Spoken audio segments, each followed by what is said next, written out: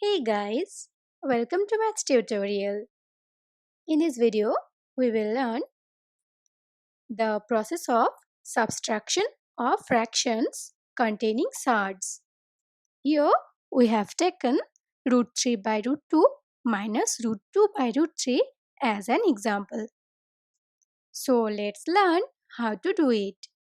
Now this is our given expression, and after simplification we get root 3 square minus root 2 square in the numerator, and in the denominator we have root 2 times root 3.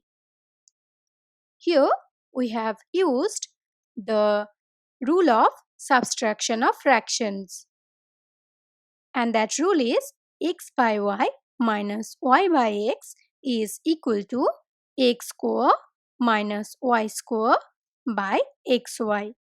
Here x is root 3 and y is root 2.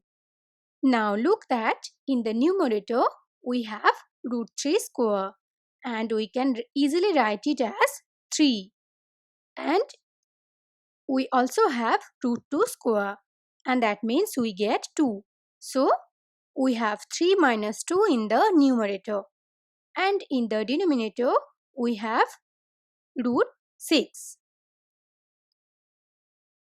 Here we have used root a times root b is equal to root ab in the denominator.